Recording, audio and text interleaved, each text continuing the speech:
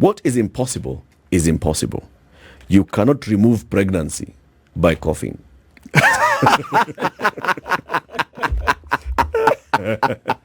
Let that world. The die is cast. The die is cast. You cannot remove pregnancy by coughing. That's a good one. What do you think they're saying? That's a good one. I think I said the die is cast. What's done is done. What's done is done. What's done is done. Are we in that situation in Kenya? Are we? You tell me. Yeah. You're born a Kenyan, you're born a Kenyan. What's done is done. Yes. You cannot change this destiny. No, you cannot. Right? You cannot. Okay. A lot's happening now. We're in the budget making, at the peak of the budget making cycle. It starts as soon as the budget starts getting implemented. We start making the next one. We get now to this point where we have looked at the budget policy statement. Parliament has said, okay, you can go and prepare your budget and you can spend how you want to spend, how you've told us you'd like to spend. The National Treasury has taken estimates to Parliament. They are looking at the line by line item. So ati umesema Rigiji tutoe 880 million shillings kwa pesa yake. Okay, tutapeleka wapi? Kupanda miti. Okay. And then there is the finance bill that's now also in Parliament. So this 3.9 trillion shillings that you are proposing to spend, where are you going to get it from? And the finance bill is talking about that. The tax measures that will raise the ordinary revenue for government. There's a lot of conversation about the various elements of the tax measure. But now let's talk about it from the top, looking at all these things. What do you read in the current budget process, the proposals for the 2024-2025 expenditures and revenues? Now, I wish we had all cited, as per our constitution, the estimates of revenue and expenditure. We hear it in a committee of Parliament. I don't think the public has seen it yet. We don't know what this budget is about. It's supposed to come out of the Appropriations Bill of those estimates. What I'm seeing is debate on the finance bill. The finance bill is not part of the budget. It's just a revenue-raising measure of the budget. And the finance bill is even come for public participation before we have approved what that money that is raised is going to. Now, if you look at the sequence, that's the sequence in law because it is clearly stated in law. You publish the revenue and expenditure estimates. All right? It goes to the committee. The committee thereafter brings it for public participation. Then it goes back to Parliament. Have we seen it? What? That is now the estimates of revenue and expenditure. That is now what forms the Appropriations Bill, which is the budget. Right? In other words, we are raising money in the finance bill to finance what? The budget. It has not been approved. Have you seen it? No. So why are we debating revenue-raising measures before we know what that revenue is going to? Jimmy, you always like raising these technical issues and arguments here. What is your argument here? I'm not getting. The argument is sequence. It's simply this, Eric. Yes. It's a sequence.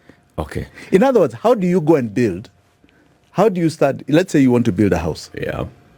Do you start with the design or do you start with the cost? Both. No. You do the design. You do the design. Then you do the costing. Then you know where to raise the money from. Based Correct. on how you want to on build how you want to build your house. Right. Now here we started with the cost before we know what house we are building. No. How does that work? No, Jimmy. Yes. We started with the budget policy statement. The budget policy statement gives the overall strategy for expenditure for the next year. Okay? And not just expenditure, but for the government programs. So we want to focus on the better economic transformation agenda. And we want to look at health. We want to look at housing. We want to look at supporting MSMEs. We want to look at the digital superhighway. We want to look at all these things. We want to look at education. How do we improve education? These are the areas of focus in the next financial year.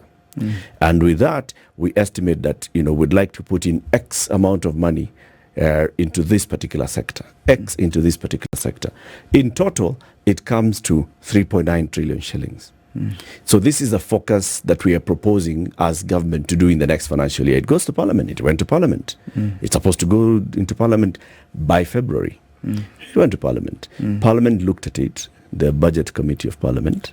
They brought a report to Parliament and said, we have looked at what the National Treasury is proposing to do for the next financial year. We agree and disagree on a couple of issues. Overall, we agree.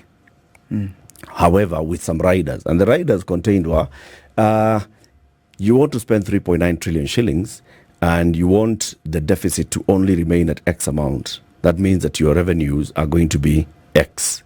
We look at this proposed revenue, it is lower than the previous actuals. And we have a concern with that. However, you come and tell us how you're going to raise, but we approve.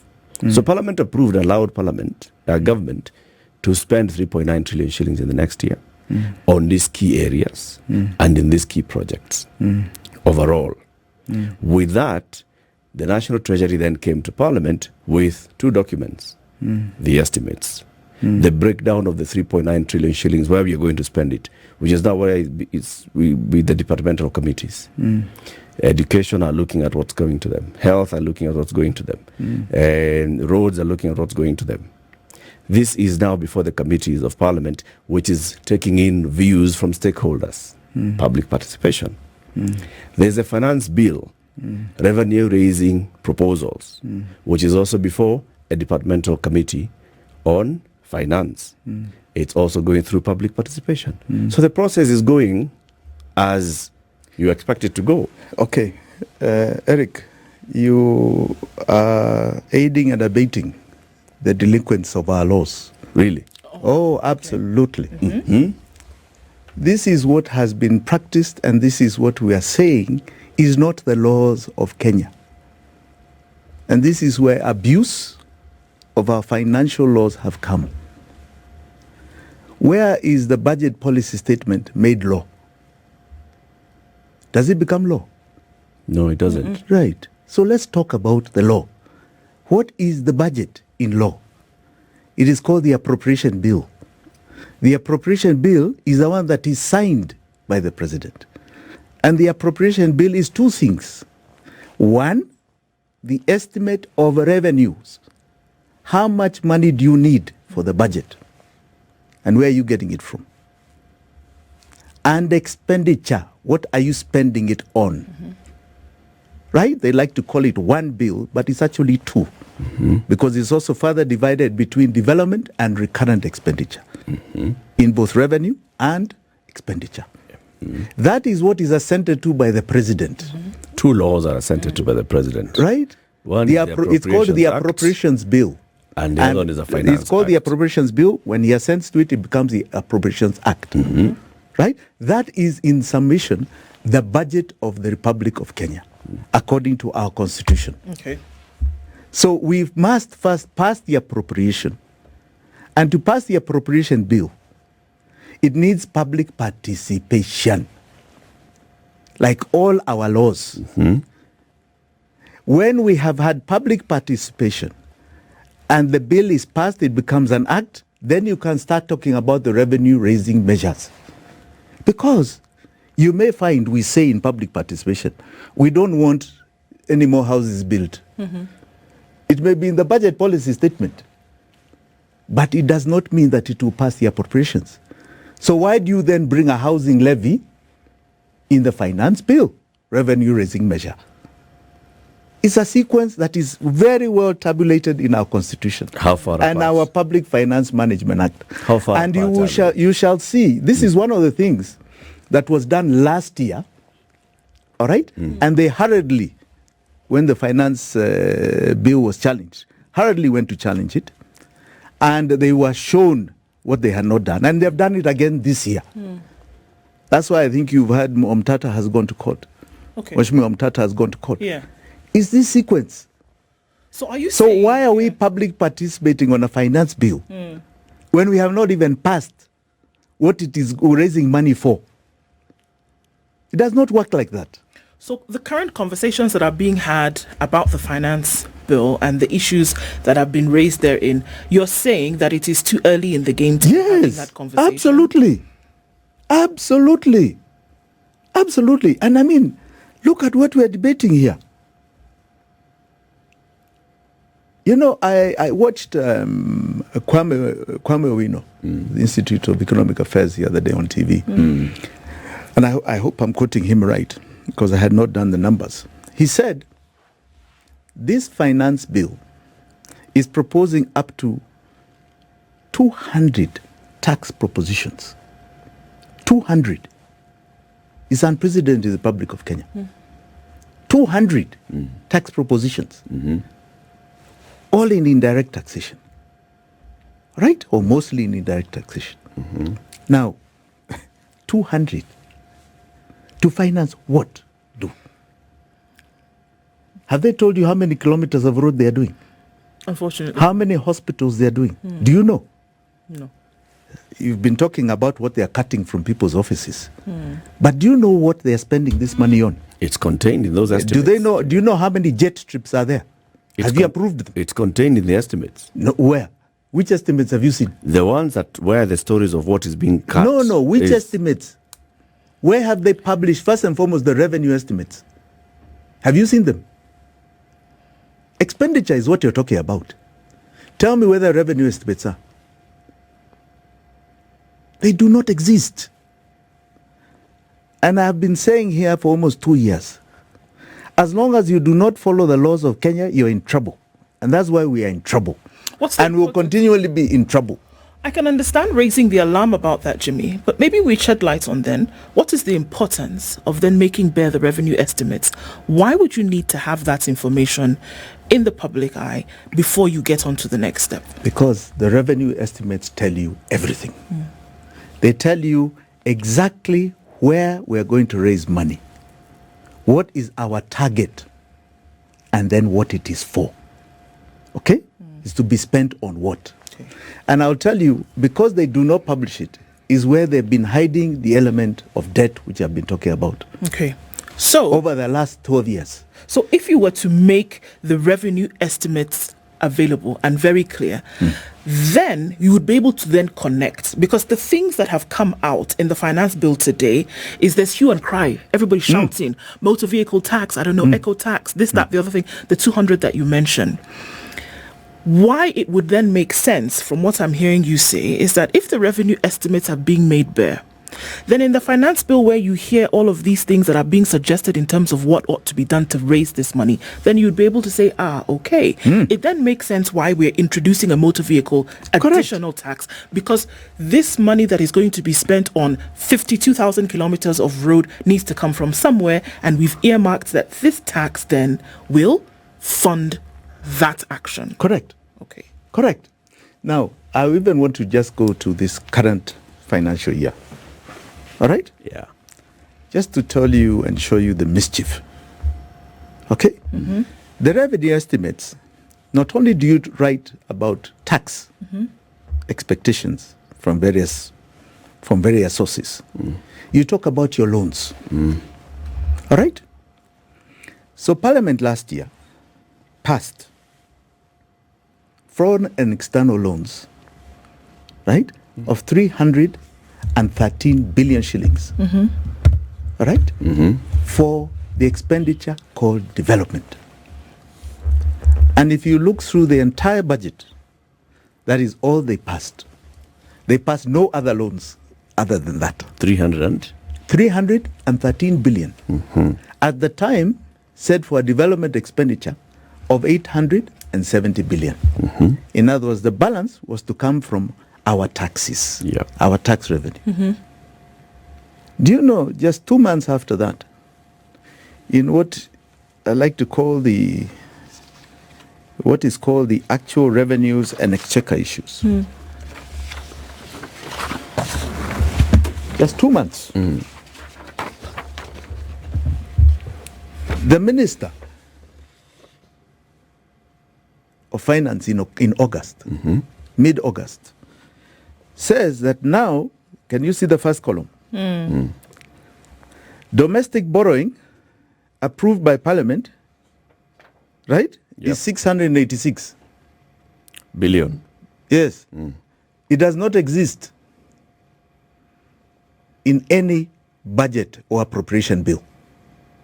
Does not exist. Does not exist at all. He even then further adjusts external loans and grants. Remember I said it was 313 billion? Yeah. To 570 billion. And 20. Okay, 520. No, sorry. No, in fact, I'm reading the wrong column. It's the full year. 688 domestic and 870 external loans and grants.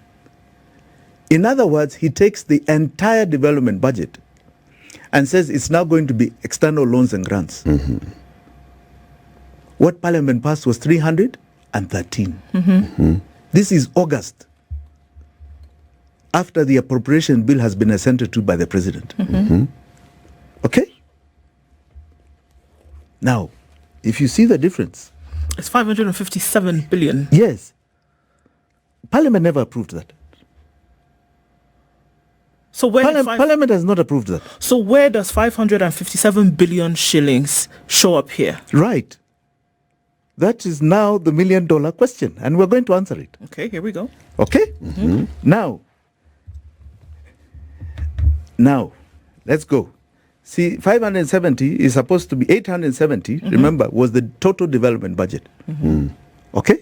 In the budget. In the budget. In the 3.6 trillion shilling budget. Yes. And let's clarify why you're saying that, because on this sheet, it's called external loans and grants. Yes. But we know that the only place that you can use borrowed money for in this country is development. So Correct. that's why you're calling it development budget. Yes. Okay. Because that's actually what was passed in Parliament. The appropriation says we are borrowing external loans and grants, right, of 313 billion for development of an 870 billion budget. Now here, the minister publishes 870 as external loans and grants, the entire development budget. Okay? The entire development budget. Yeah. Now, if you just do a simple calculation of 688 domestic and 870, you're going to get a figure that is almost something like 1.6 trillion shillings of borrowing. Yeah. All right? Now, this is the actuals and revenues of 30th of April 2024. Right? You can see that they revised them again. If you go to the second last column, they revised them again. Okay? Yep. 851 To be the domestic borrowing. And 849 To be the external loans. to be the external loans. Right? That takes you to about 1.9 trillion. Yep. Okay? 1.8, 1.9 trillion. Yeah. I'm saying Parliament only approved 300 billion. Okay, Jimmy. Now, Where- the largest, where was that the approval largest, the contained? largest, which content? In the budget, in the appropriations bill. That's in the Appropriations, Appropriations Act. of 2023. Correct. Do you have a copy of it? Yes. Okay. You'll Yes. show us. Yes, I've got it. So the Appropriations Act of 2023 has a total development budget approved by Parliament Of and that 870, becomes law Of 870 870 billion shillings going to development of Yeah. which, in a 3.6 trillion budget. no, Eric, for the clarity of everybody, let's go slow.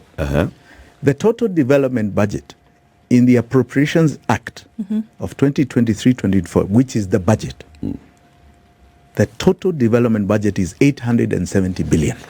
That is what was approved in June last year. Okay? June 2023, this year. Okay?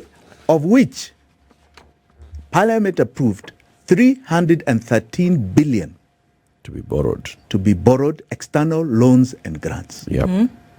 The balance to 870 was to come from our tax revenue. Yeah.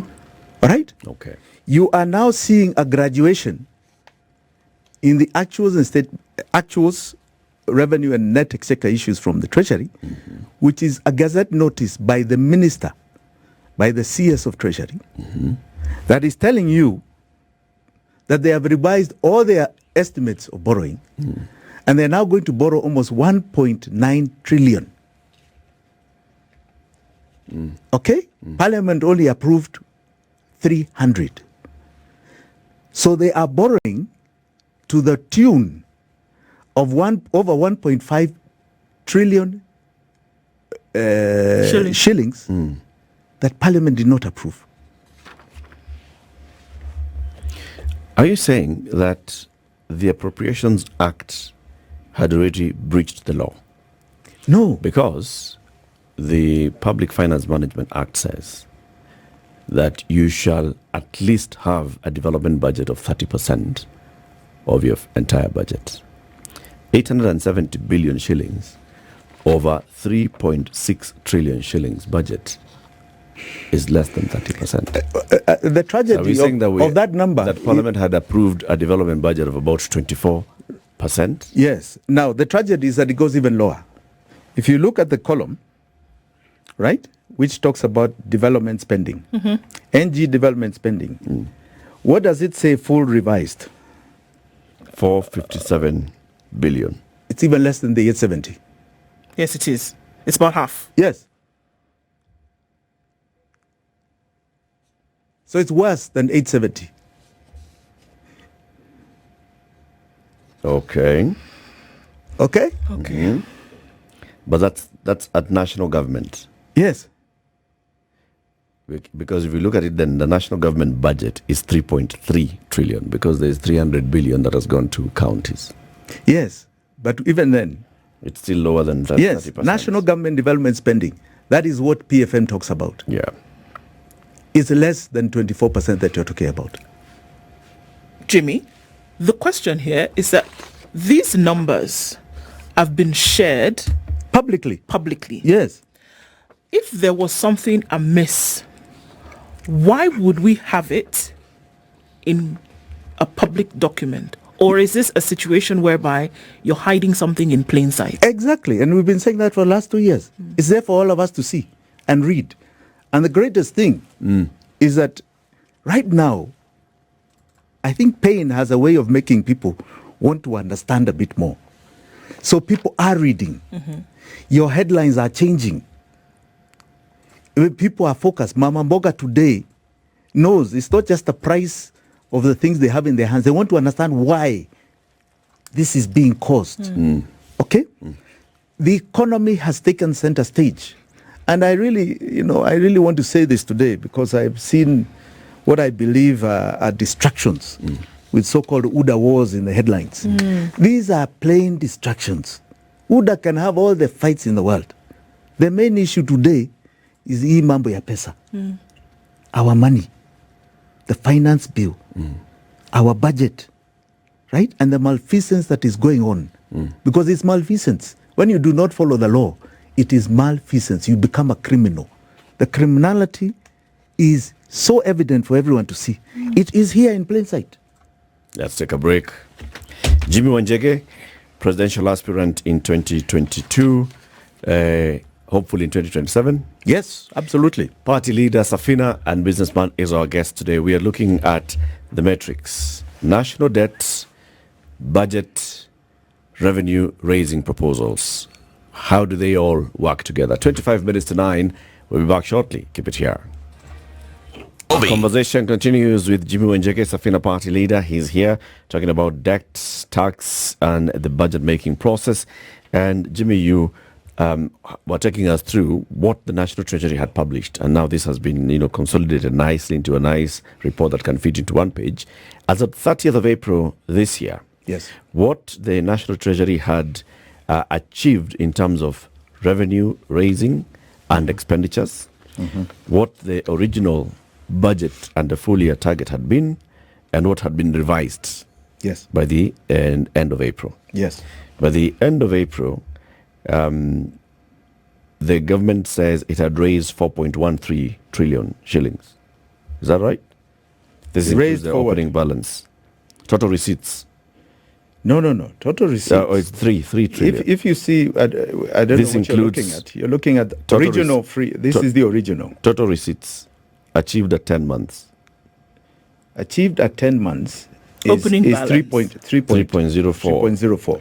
This includes some domestic and external loans Yes. of about 1.4 Yes. trillion shillings. Yes. And you're saying Parliament had only approved total borrowing at 313 Correct. billion. That's what in the appropriations bill. That's what's in the law. in the law. And Appropriations then Act, yes. this has then again been revised for the full year target, which is coming to the end of next month, Yes. into some figure that would be close to 1.7 trillion shillings in terms of total borrowings. Yes. If you look at Yes. domestic Yes. borrowing and external loans. Yes. Right? Yes. A lot of money, close to that 1.7 trillion shillings. And saying that this already is raising the red flags, because what has been passed, what's in law and what's in practice are different. Absolutely. In other words, what you're debating here today, that is so-called going to be passed by Parliament, becomes irrelevant within 1 month to the National Treasury. It does what it wants to do. Doesn't matter. That is where we have a problem in this country. These borrowings are phenomenal. 1.7, I believe 1.8 trillion. The previous regime's largest borrowings were 800 billion shillings. Even that, a lot of it was outside the law. But it was 800. In 1 year, and that was the year 2022-2023. In 1 year, the first budget of William Samoei Ruto, he has more than doubled loan borrowings. That was not even approved by Parliament. He's taken it to 1.7, 1.8 trillion. Okay? Right? On top of that, he has raised phenomenal taxes on us.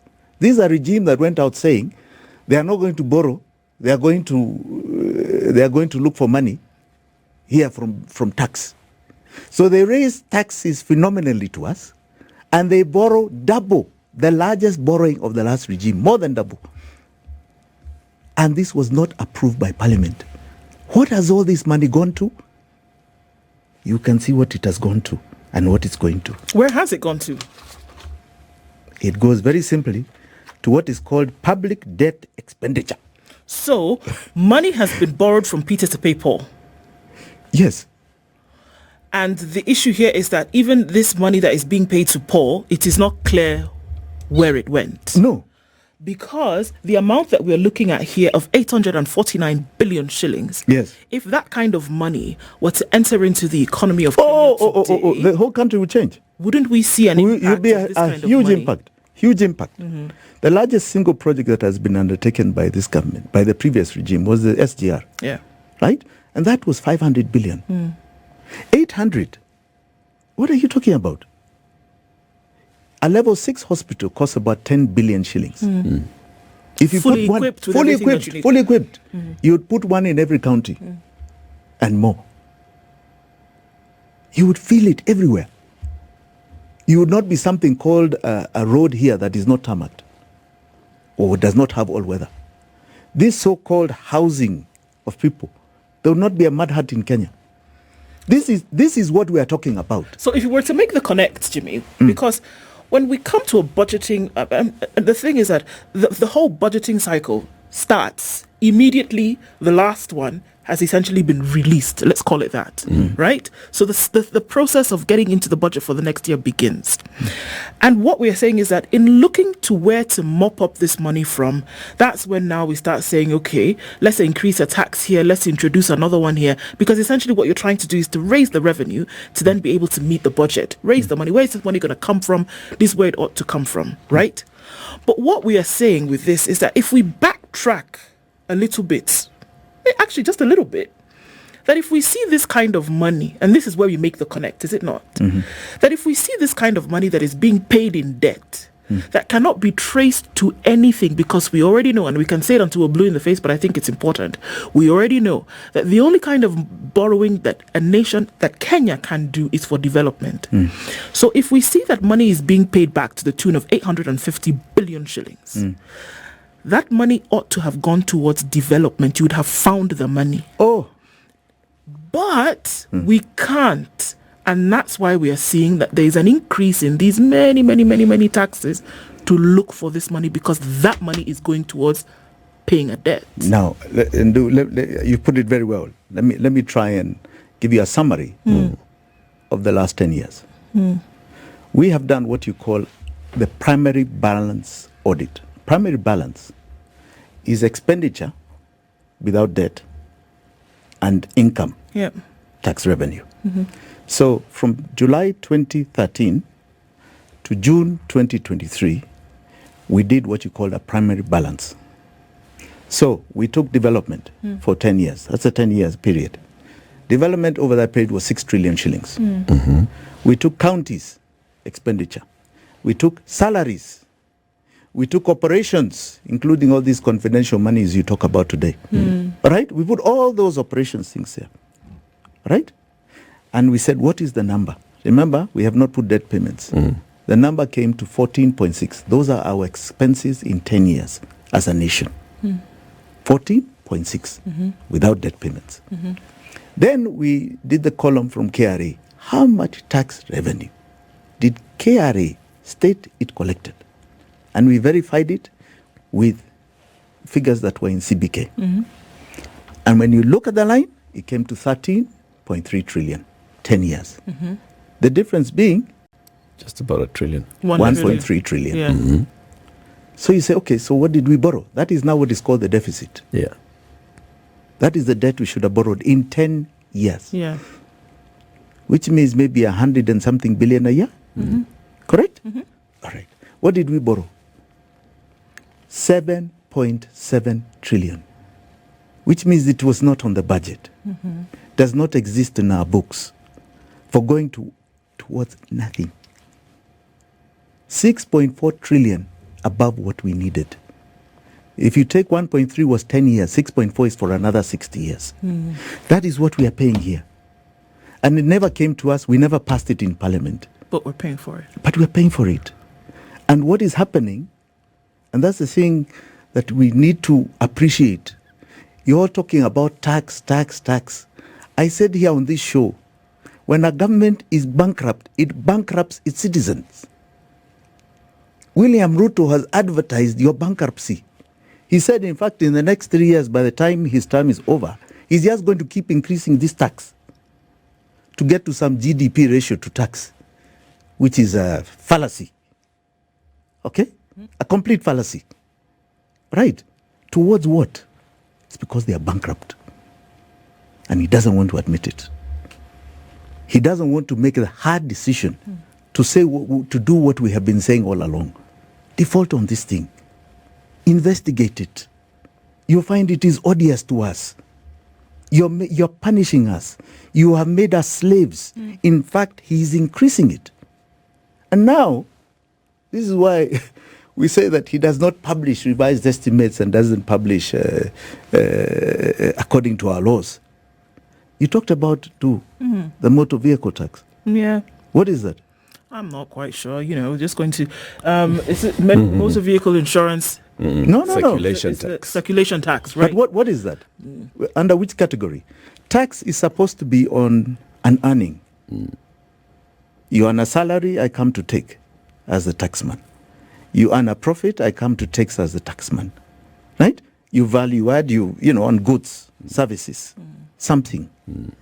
So a motor vehicle is an asset. Correct? Yeah. Am I earning on it? In fact, it's a depreciating asset. Sure. You spend to operate it. I spent to buy it. I spent to operate it. In fact, I think the quantum of taxation right up to operation, something like 16 taxes. All right? From purchase to operations. So it's my asset. And the thing is that when I go and insure it, I give it a value. Right? So I say my car is worth 1 million shillings. Insure it for that. So that's where they've gone. To say, you've given it a value, now we want to take from it. Isn't that a haircut? How is that different from taking your bank account? Yeah. Say that again. How different is it? So I buy a car. Yes. And it's valued at, let's even say it's not me who has done it in a million. There's a qualified assessor who values it at 1 million shillings. Yes. And that's the amount that I'm going to insure it for. Yes. So the motor vehicle circulation tax is pegged on the value of that car, that Absolutely. a million bob. Absolutely. And so it's taxing 2.5% Yes. of that. Yes. And you're saying that is a haircut. Yes.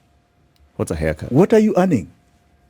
What's a haircut? A haircut is anywhere where the sovereign is made to cut their savings, their values, their assets to support a state. So where we used to talk about a haircut on your bank accounts, like what happened in Ghana, where 30% of your deposits, whether they were in M-Pesa, whether they were in your bank accounts, right, were taken away. Here, they found a value in your vehicle, and they're taking away. Because this is not the principle of taxation. Taxation is on an earning. Your car is a depreciating asset. It's an asset. Earns you nothing. Earns you If it's nothing. earning me, let tax on the earnings. But what earnings? On the upside. You do on the earnings. But if it's a mode of transport, it's an asset. Right? And they get the asset value when you insure it. Because as you said, an assessor values it. Right? So they are coming for your asset. The last time there was such a tax was the hut tax that was brought by the British. Yeah. Right? That if you have a roof called a hut, you pay tax. That led, in fact, it was one of the biggest instigators of a movement called Mau Mau. Right? Rebellion through and through, and it had to be cut. This is the same thing. They're coming for our assets. Why are they coming for our assets? It's a haircut. They're cutting what you have. And it's a first attempt. But in this case, according to what you're saying, cutting from what you have in order to pay for something that you were not involved in borrowing in the first place. That is what is going on in this country. And I can assure you, we are not getting out of this as long as we have a delinquent regime in power. We are not getting out of it. But how does this happen under the watch of everybody? The watch of all the players in the economy of this country, both in government and in non-government entities, political parties, financial watchers such as yourself and the others in Safina. How does it happen? How can we say that it has happened? For example, just looking at by the 30th of April, that there was a borrowing of 686 billion shillings domestically, 520 externally, and there was a repayment of loans of 1.3 trillion shillings, and all these expenditures of just 235 billion shillings on development budget, on development spending at the national government. How does this happen if it's outside of the law and nobody's noticing? It can't be. I must laugh at that question, because we like to go into this belief that we still have a modicum of some institutions here. Yeah. I think if you're going to assess the last 11 years, I think that fallacy should be thrown in the garbage. Right? We don't have institutions. We don't have. But do we have individuals? How many times? We have individuals. I commend the COB. I commend the Auditor General. They write reports. They bring out all these. They take them to Parliament. What happens? They take them to EACC. What happens? Which institutions are you talking about? Yes. In fact, the only people now who can bring attention to this are the ones who are keeping the government afloat, who are loaning this government. IMF, World Bank. And I'm now starting to believe they must be complicit. Although I'm hearing murmurs. But there's even more. I'm hearing murmurs that they are now asking questions. Who lends the government domestically? Correct. Retail. And where is it? And where is it? Retail investors are the biggest lenders. Correct. And retail is you and I, Jimmy. We went through it. We went through it here. Here we are. Our money that we deposit in banks, right, goes towards treasury bills, loaning the government. And then they come back to us for taxation to pay it. And you cannot tell where that money went towards anything. It has never built a bridge here. It has never done anything. The other day, I saw the most ridiculous thing. And again, look at this. Parent side just last week. They said the government has invested our housing levy money into government bonds. So here they take money from us, it becomes their money. Then they want to borrow their own money.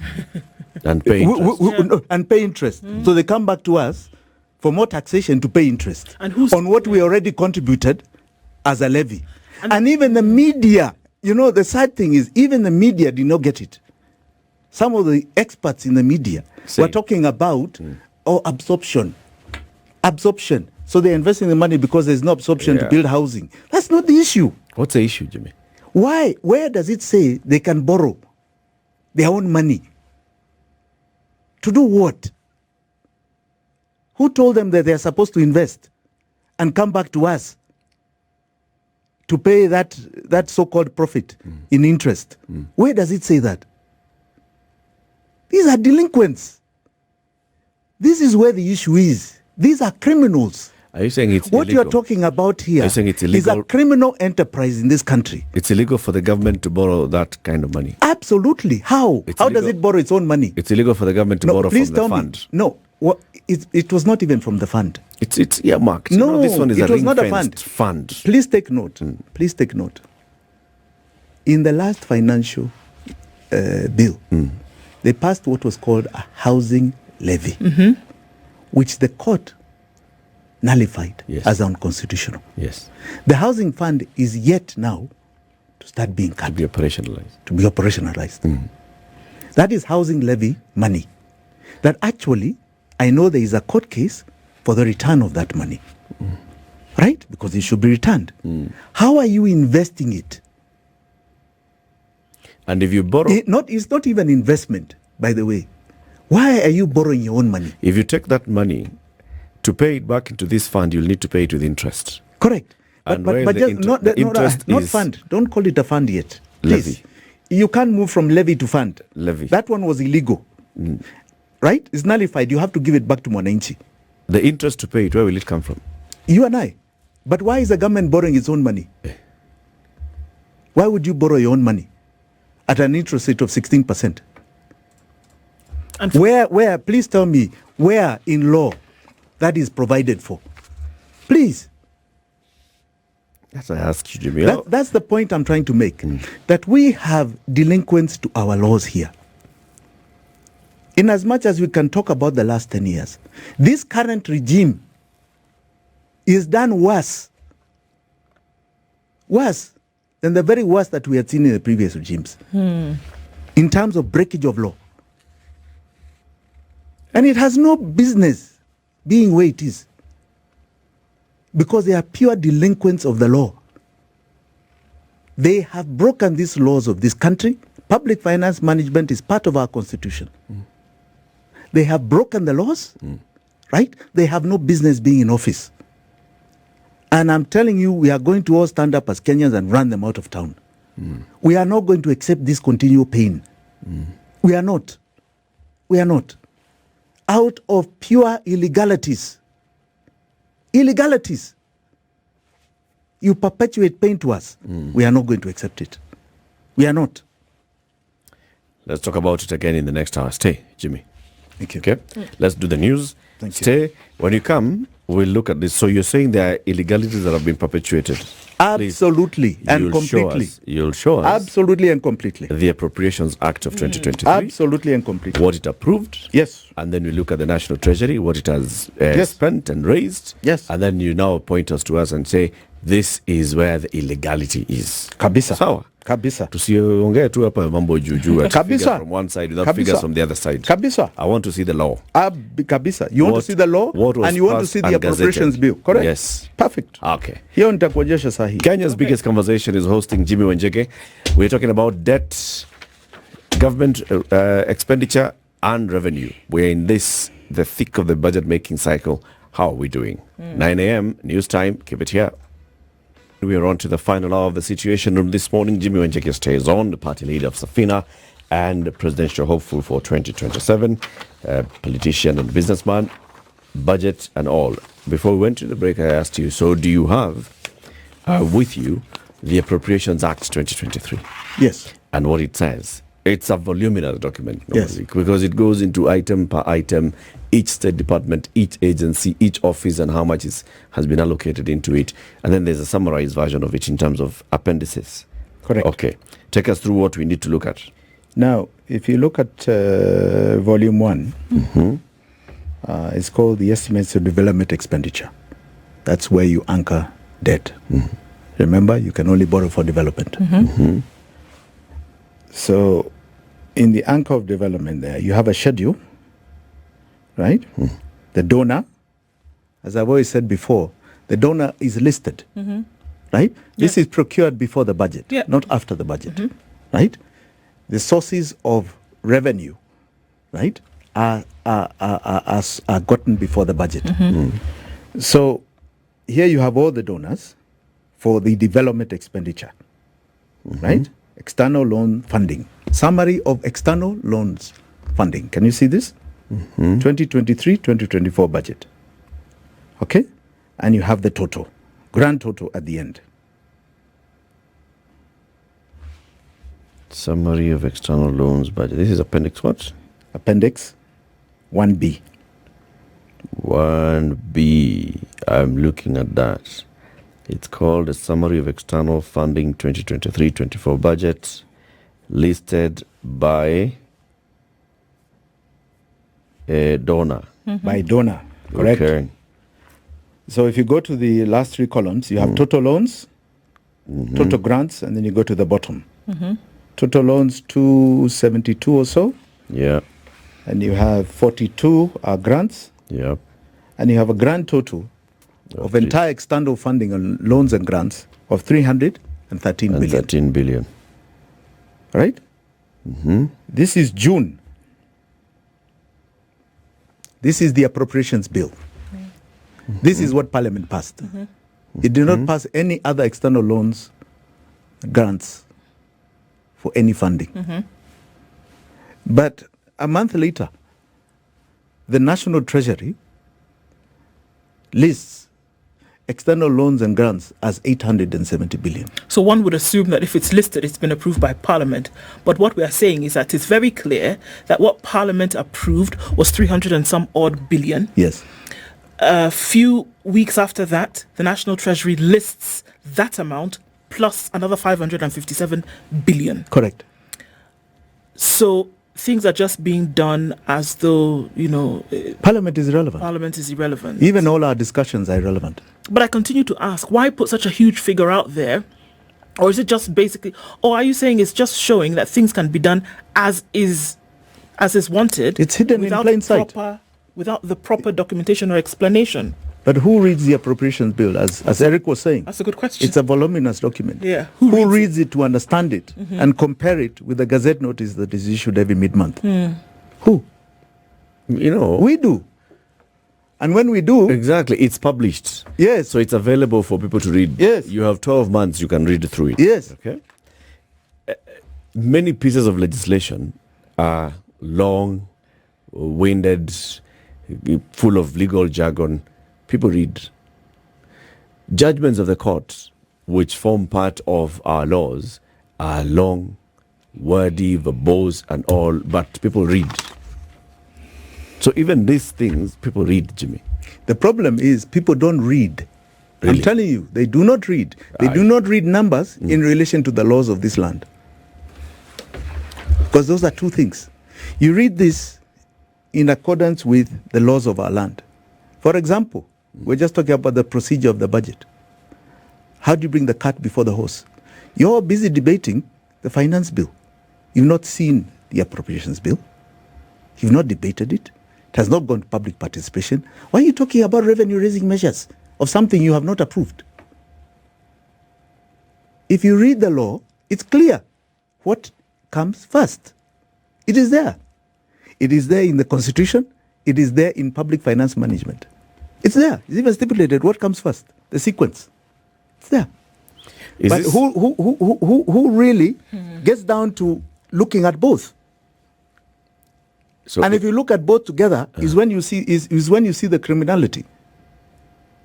And that's what we bother to do with our forensic audit. Is this in our history, Jimmy? Has this been happening No, since no. independence? This happened with the new constitution, with the new Public Finance Management Act.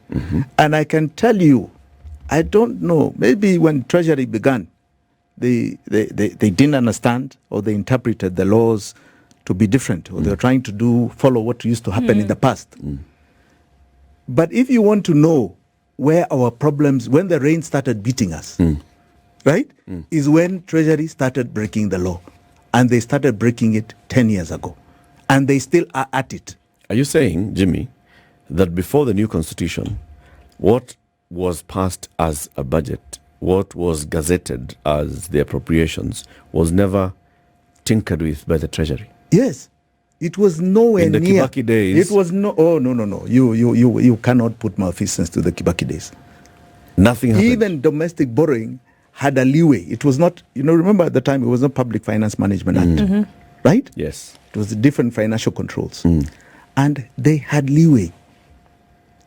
But a lot of these laws were specifically embedded in our constitution and in public finance management because we needed accountability. Everybody felt that giving leeway to Treasury, to a president, to this and this, must now have an accountability process. And it starts this way. The law of how you process our public finance management, right, is embedded in the Constitution, Public Finance and Regulations. Controls. It is called controls. And you do not veer beyond controls. And that the sole responsibility at the end of it all is the president, who issues and signs the warrants that kick off the budget. Yeah. All right? Now, those are called controls. Treasury for the last 11 years has just done whatever it wants to do. Now, it's like your own place. The minute your accountant is just doing whatever he wants, is not abiding by controls, you have the biggest problem on us. And this government, which was also in the previous one, this one is even more notorious. It is doing things you cannot imagine. You cannot imagine. How do you go and borrow 1.8 trillion shillings? How do you do it? Against an approval of 300 billion. Of 300. Jimmy, there must be something. No. There's no you're two missing ways. something. There's no two ways. You're missing something. What am I missing? What am I missing? We're talking about some big numbers here. Yes. And this is what we're looking at. That, and like we keep saying, okay, I like the example that you gave of saying it takes 10 billion shillings to build a level 6 hospital. You could do one for every county and have some change with the amount of money that we're talking about here. So how is it possible for you to disappear 600 billion shillings? And we don't know, we cannot see any sign of it at all, but it's being paid for with every breath of every Kenyan. How is that? 6 trillion. 6 trillion, I beg your pardon. Yes. Where does it go? No. I'm just talking about this year. The 600 billion I'm talking about is just this year. For this year? Yeah, because that's... No, it's more than 600. For this year is more. It's more than 600. No, we're talking about the difference between what was... It is 300 is 1.3. 1.5. So with this 849 1.5 trillion. 1.5 trillion. In the year. Yes. Right? Now, I want you to see something so here. Where would it go? Now, here we go. You have public... On this line, you have public debt expenditure. Yep. Right? Go to the second last column. Revised full year. Yeah. This is what we're paying in public debt this year. 1.866 trillion And shillings. what have we borrowed? Roughly the same. Yeah. About 1.7. So that's where it's going. It's going Alright? back to pay And then- debt for which you didn't see. Correct. And then I want you to look at the column of development. Remember it was 870? It's revised to 457. Right. Right? Of which, up to date, up to the end of April, only 235 billion has been spent. So what is fueling growth in this country? Government is not doing it. Counties are not receiving their money. For us in the private sector, it's too expensive to borrow. It's costing us plus 20 interest rate, right? So what is fueling development? What has been stabilized in this country economically? We are sinking. This is a sinking ship. Okay? And they are sinking us by the day. And we must wake up to this reality. We must seriously wake up to this reality. What is this thing? Why is this happening? What is this that Kenyans are so cursed to? And I can only go back to what I believe is planned poverty. There's a matrix of planned poverty. To what end, though? Planned poverty was brought here by the colonialists. When the colonialists was fighting in Europe, they did the scramble for Africa. And when they came here, they created a plantation crop. Coffee, tea, sugarcane, plantation crop. In other parts of Africa, they did cocoa, right? Sisal, those things. And even there, they created regulation as to how much is going to be planted by a native. We were called natives. Okay? Yeah. Where the colonialists could only do so much because there were not very many of them. Right? The native was given a license to plant on his own land. Right? And was told, this is your price. A lot of studies have shown that planned poverty, right, has made the difference between our standard of living and their standard of living because of the price margins. All right? Now, it is a model that has continued in independent Kenya, where this country generally has about 60% of the population worrying about an item called food. And that's it. And the aspiration is to take their child to school, right? Again, brought by the same Zungu, taught in many ways as a brainwashing method.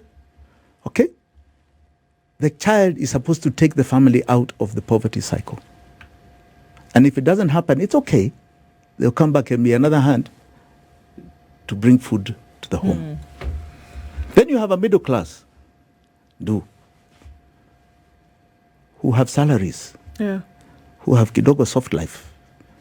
They're able to get a few loans, mortgage, right? There's lower, middle, and upper middle class, right? That are no more than 30% that are kept there, right? And they are controlled there. They're the educated, right? They're the strong civil servants, the professors. But, you know, they're really a salary away, a default on a loan away from poverty. So they never stick out their necks to fight a government, to ask the tough questions. They don't. Then you have 10% who are the ruling elite, of which only 1% are the true ruling elite.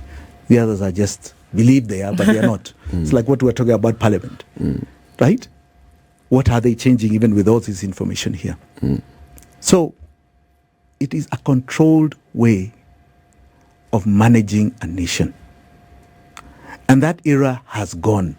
That is why over the last 50 years, we fought for political rights to have a say. And we got it. I believe we achieved it with the new constitution. Right? The new constitution was about political rights. And political rights are about cutting up this cake called Kenya.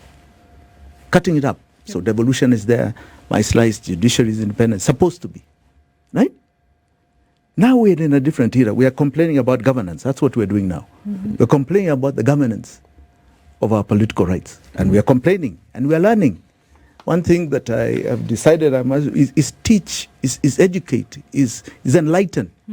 Because leadership is about that. So we are learning about the wrong governance of it. But we have not understood that we are now in another phase.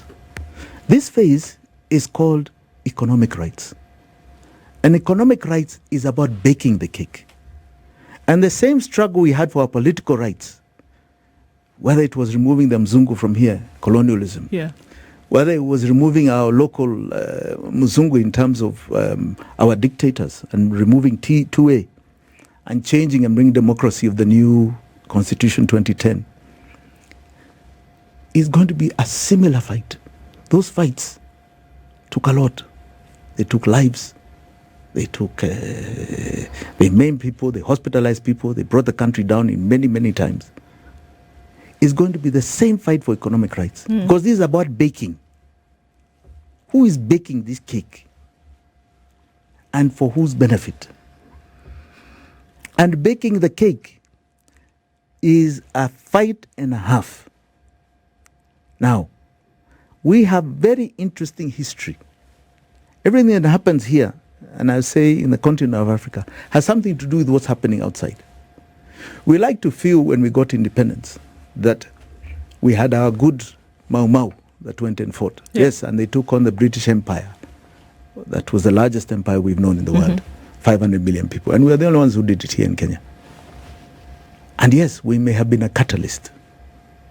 But between 1958 and 1964-65, most of Africa was freed. That period corresponded with the next wave of European fights. So it had gone from the World War of 1945 to now the Cold War. Okay? Remember, Scramble in Africa was about their wars? Yep. Now, our independence was the beginning of their Cold War between East and West.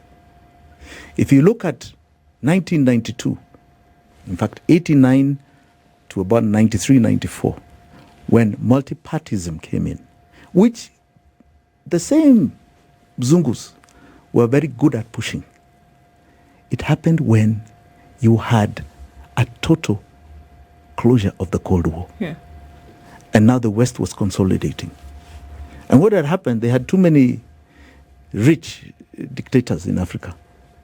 Too many people that were able to look at them and knew them. So democracy has a way of making you look at your own place. Yeah. You can't see anybody else. So we were made to focus on our own place. We are now going through the next war, and you can feel it. It started with COVID, right? It is an issue being pushed on climate control. Why? If you ask the Middle Easterns, they'll tell you it's because they want to take away oil as a source of energy. You have now got the resurgence of Russia and China coming up as maybe the next wave or next empire. Again, we are the ground under which this is fought. And we have to decide this time around as a nation whether, we were not there when our forefathers were colonized. We now know a lot more.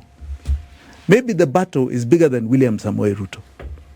We are complaining here about governance. But I believe the battle is bigger and wider than William Samoei Ruto. What do you think needs to, because I think when we look at these numbers and we talk about the fact that, a lot of people don't read, I think there's also the element of really then being able to decipher what these numbers actually mean. The point that you brought out today, we're talking about appropriations. Well, we should be talking about appropriations, and we've not. And we're talking about a finance bill which comes after. You've laced just a revenue together. People believe that the finance bill is the budget. It is not the budget. But you see now, this is what I'm talking about. Even that, how do you, as the ground, fight if you're not even sure? But we have articulated our slavery. Exactly. All right? Yeah. According to these numbers, as of the end of April, 75.1% of our revenue has gone to debt. Okay? If we are going to look towards the end, I think it won't go below that. Because I think Kenya Revenue has said that they will not even reach their revenue target. They've said that they may be short about 300 billion. Which means that they may be only about 100 billion more than the previous financial year. So we're probably getting to 80% of our revenue going to one item. It is huge. It is. Lou, I heard you this morning talking about confidential votes. I'm telling you, these are just people who are eating What's confidential vote, by the way? Confidential vote, it's very unfortunate that it is being shoved around the way it was. Confidential vote is something that was institutionalized in NIS, right? That there's money that the intelligence services need to collect money that they really should not be held accountable for. For buying information and so on and so forth. Okay. And it seems that this regime has taken it to mean that each each political boss has got that leeway. Yeah. I remember one time when Sonko was the governor of Nairobi, he said he's also created one as governor of Nairobi. like a confidential vote. A confidential vote, because he needs to also buy intelligence for this. It actually came there, right? So confidential vote here now, the office of the president has, the deputy president has, the prime cabinet secretary. Why? The head of public service. What are they doing confidentially? What are they doing? We understand NIS. That one, in fact, we support 100%. If they even need more money for that, they should get it. Why are public offices politically accountable to us? Because the NIS is not politically accountable to us. No. These public offices are politically accountable. Why do they need confidential money? It's slush money. It is. It's a place to just dip and go and say, I'm going to Arambe, I'm going whatever. It is our money. And they pretend it's theirs. Or buy people, buy MPs, buy this, buy political favor. It's terrible. It's terrible. This is criminality. Jimmy. But they'll say Parliament passed it. Of course. It's in the law. Which law? See, it will be in the act. Which law? See, the appropriation. If you go further to public finance management, money must be targeted. It can't just be blanket. Can't be blanket. And must be accountable. When you make it confidential, you're saying it is not accountable. Let's take a break. 29 minutes after 9, Jimmy WANJIGI is here. He's our guest. We're talking about debt and budget. What do we need to be focusing on and what are we thinking about? So he's raised the issues of what's in the current law, the Appropriations Act of 2023, and what it says we should have spent the money on, and what we've ended up spending money on. I still want to come back here, Jimmy, and ask, when we have 688 billion shillings borrowed domestically, who has lent this money to the government? Good. Yeah? Good question.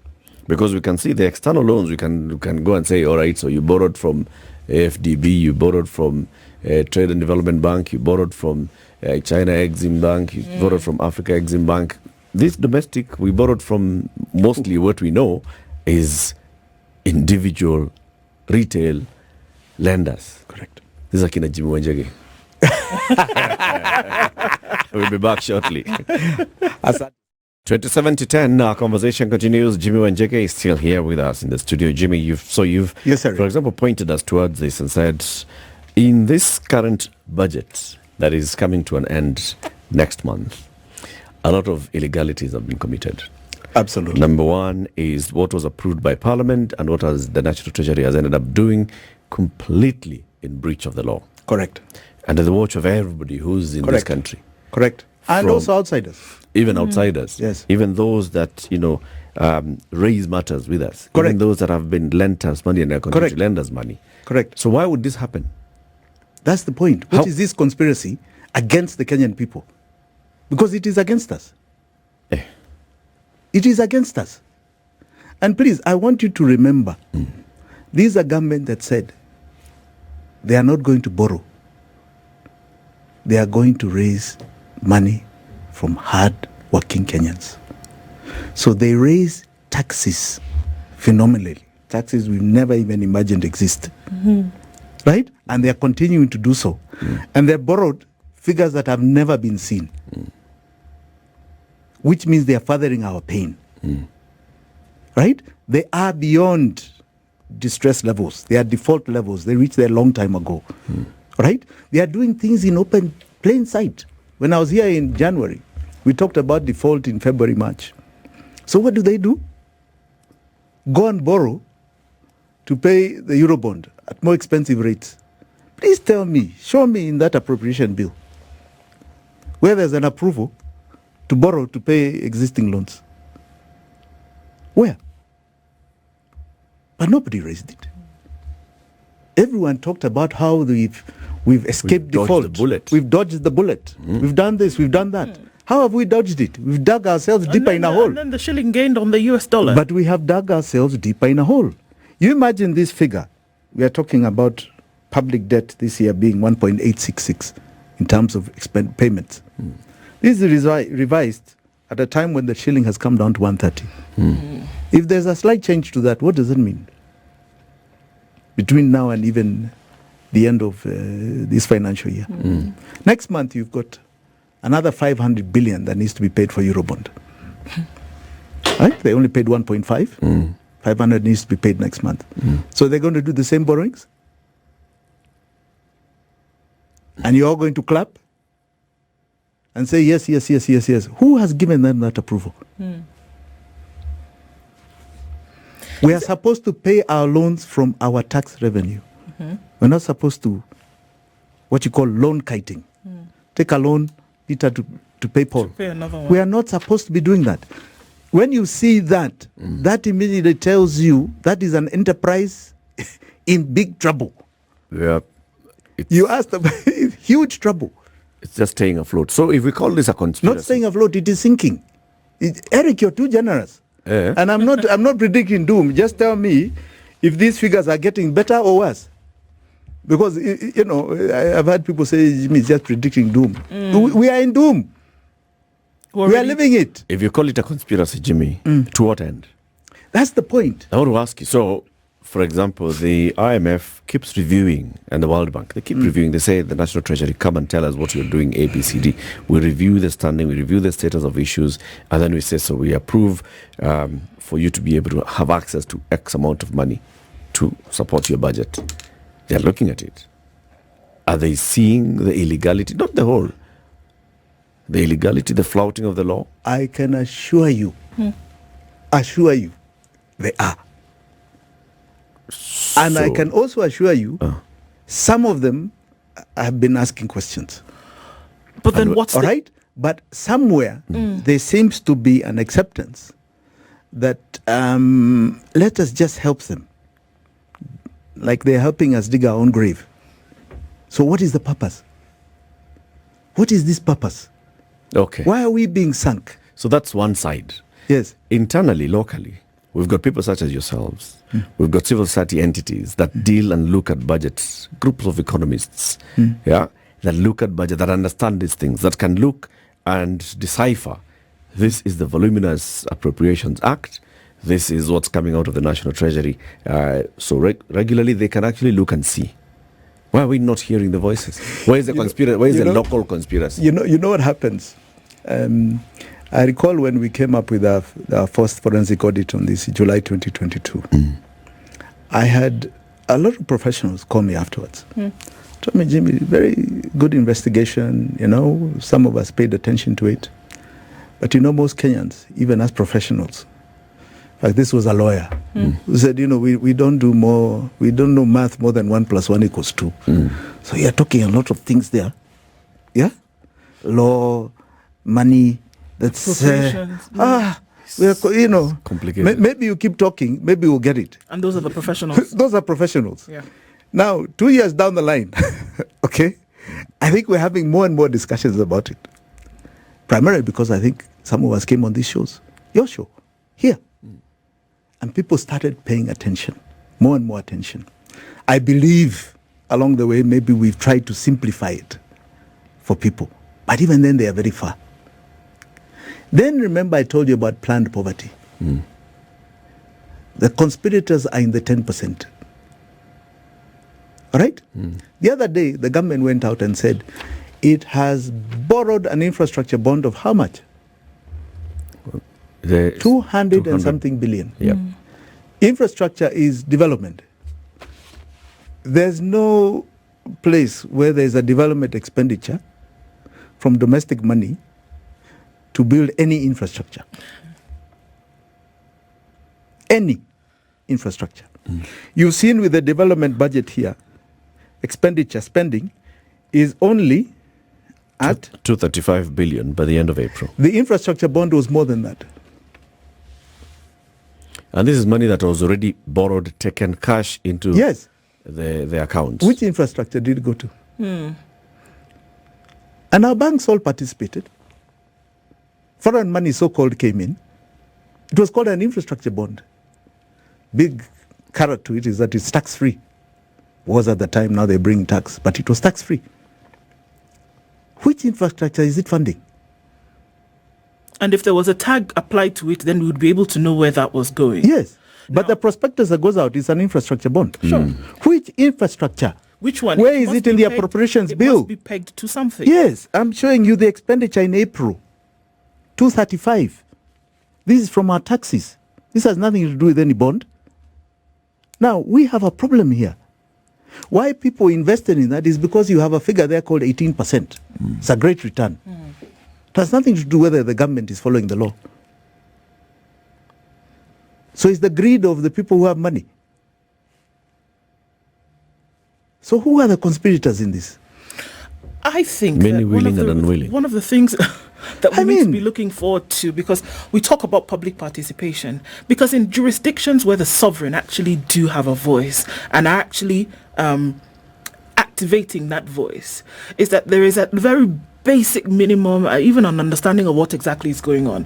I think you've touched on our live wire there when you talk about, there are quite a number of people who are worth their salt in what they do, and there's a lack of understanding in terms of what is even actually going on here and what these numbers mean one to the other. It's a very, very difficult position to be in, to lobby or to speak over something for which I have minimal or little or no understanding about.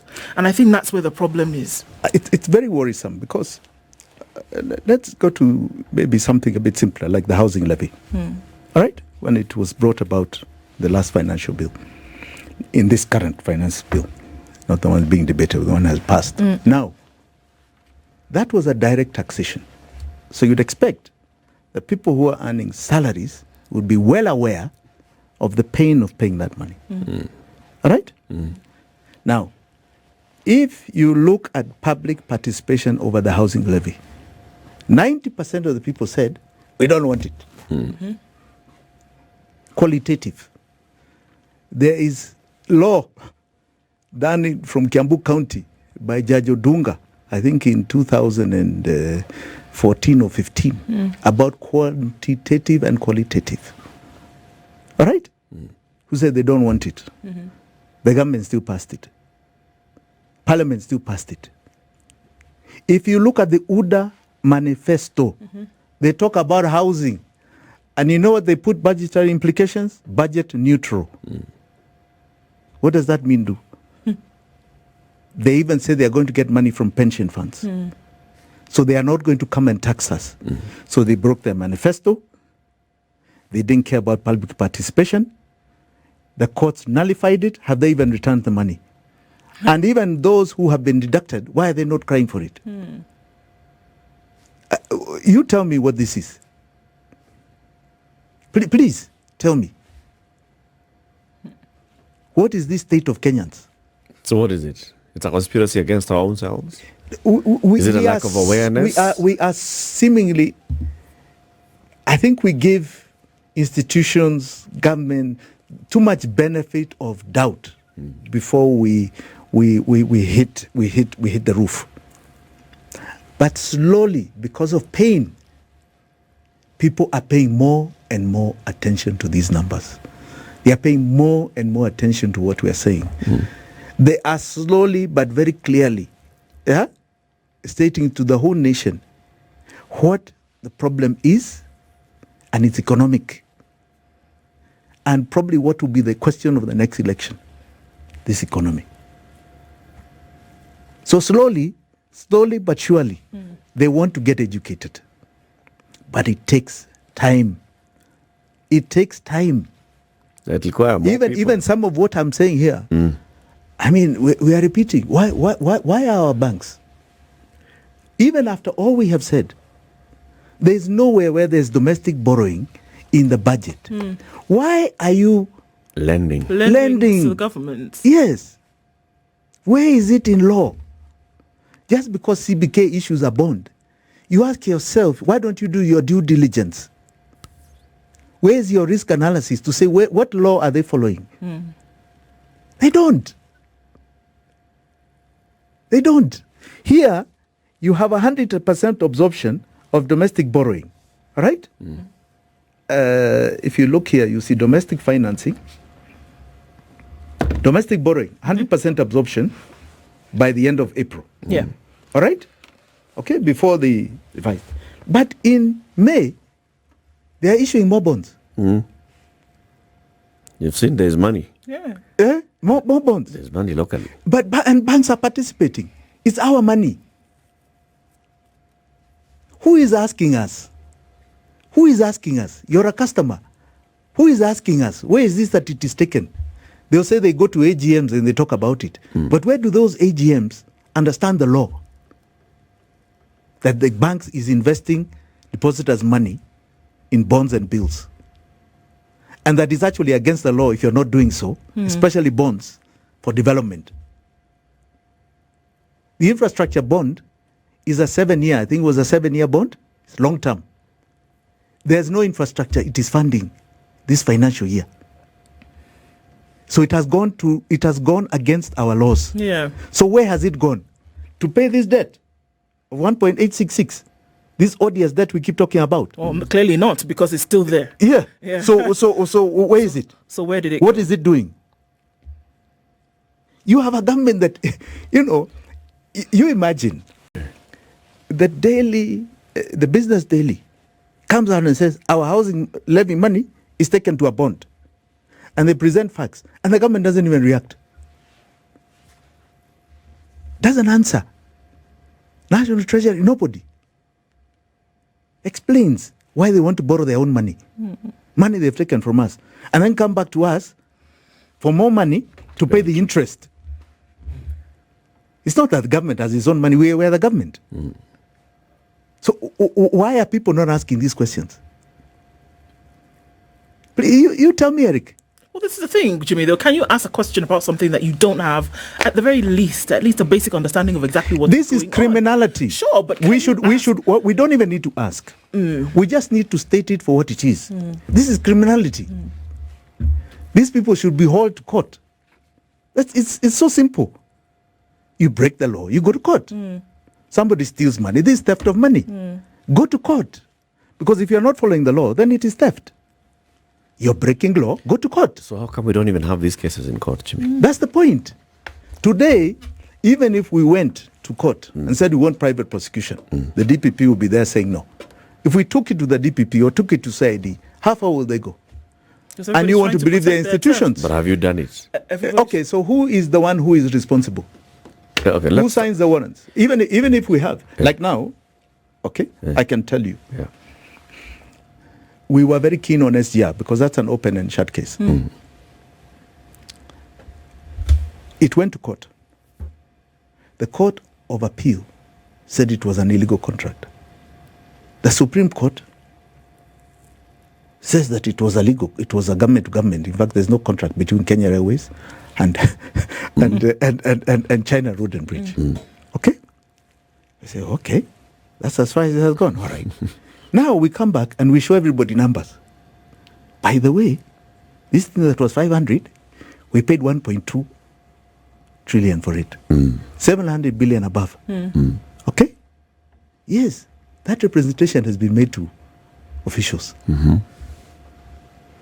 But do you know, it takes an international organization to come and say, we are interested in that documentation. We want to take this to court in London. To save the Kenyan people. It takes lawyers outside who seemingly care more about Kenyans' human rights status Than Kenyans. than Kenyans. All right. Yet every day we lament, oh, we don't have money, the economy. We are lamenting, but the reason is right before our eyes. It is not coming because of the finance bill. Those are just symptoms.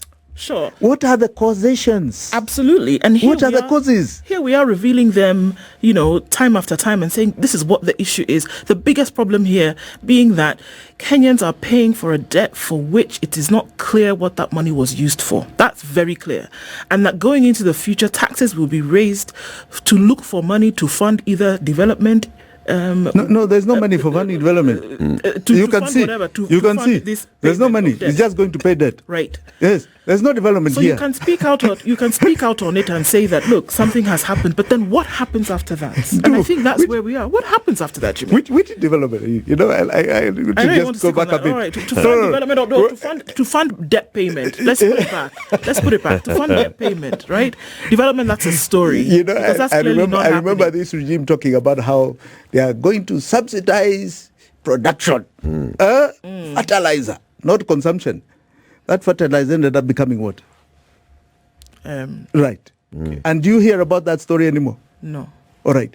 So they said they are doing housing. Are you hearing anybody buying housing? Are you hearing this great grand 200,000 houses that are being bought by people? They're coming. They are coming. Yeah. 200,000 a year it was. Yeah. We are coming to the end of the year. Yeah. They have not returned the housing levy. They are actually investing it so that we pay more. Yeah.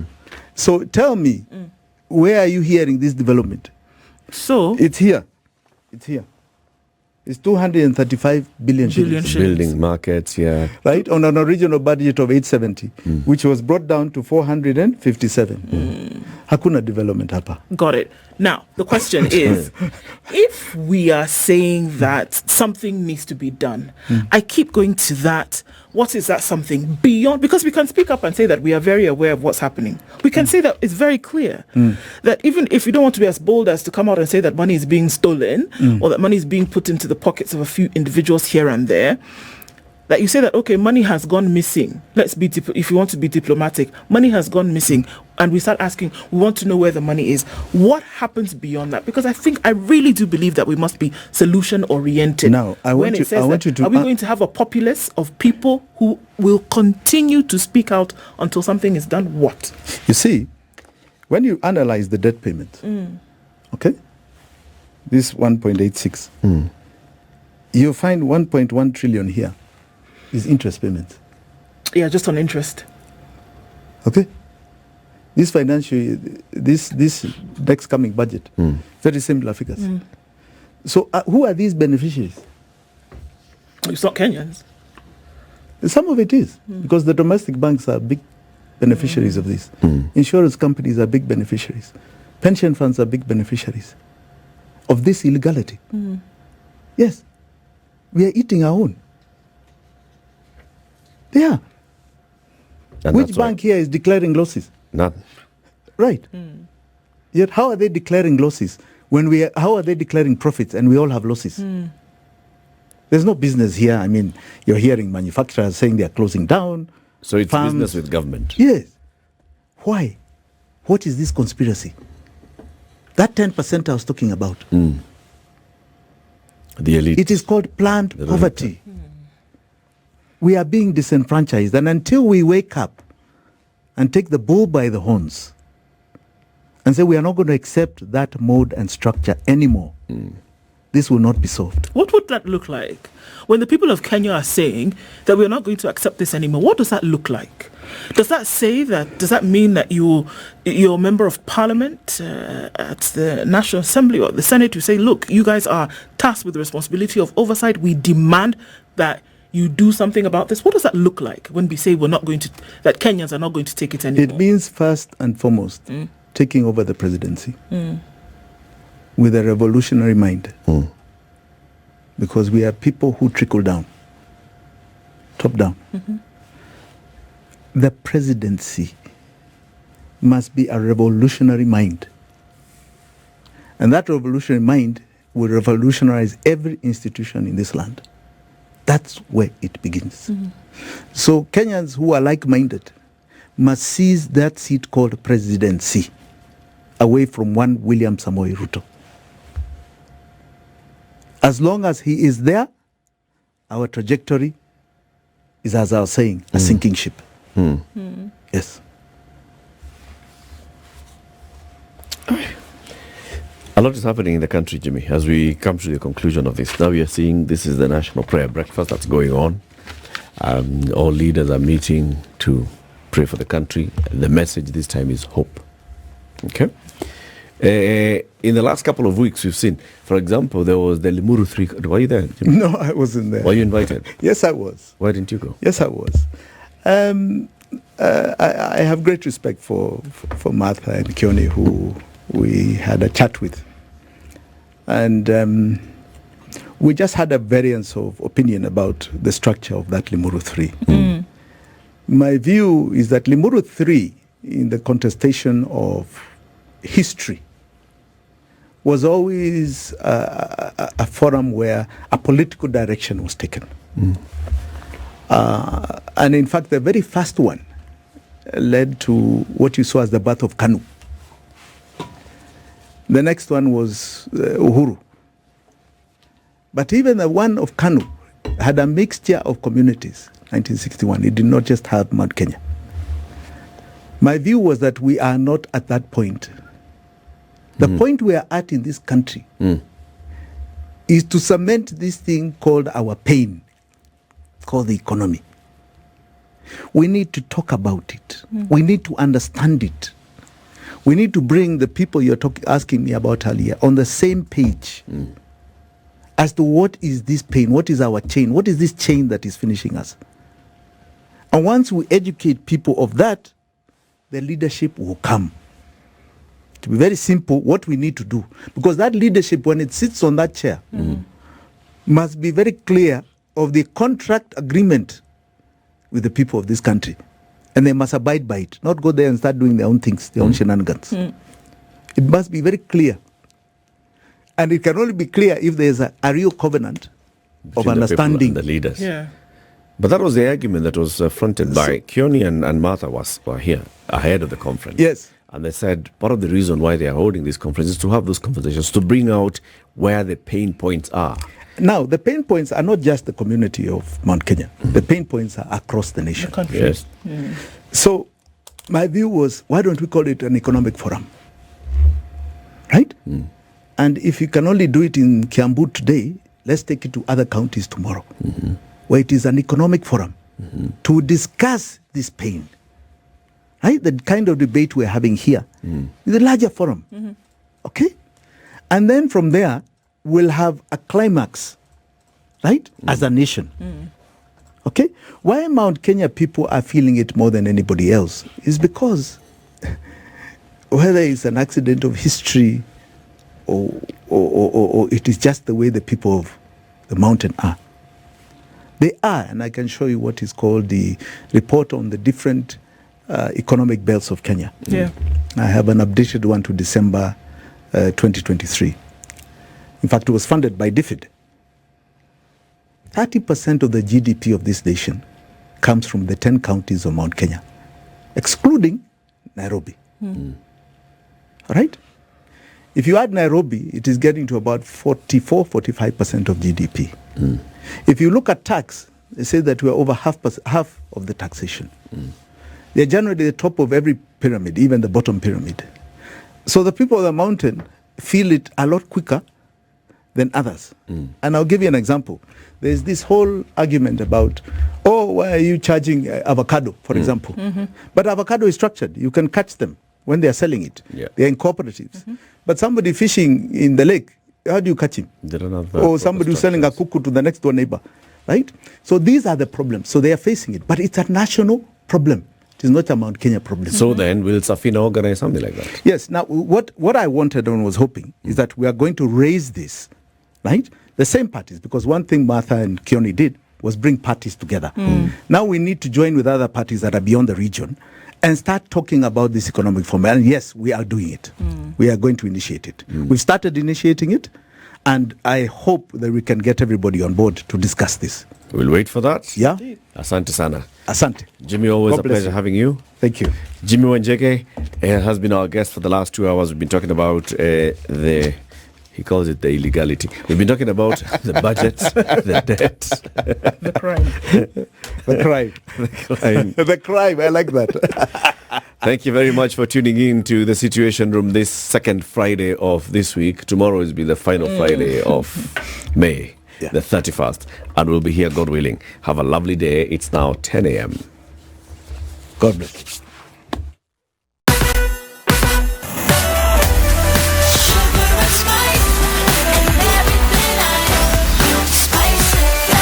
Spice up your life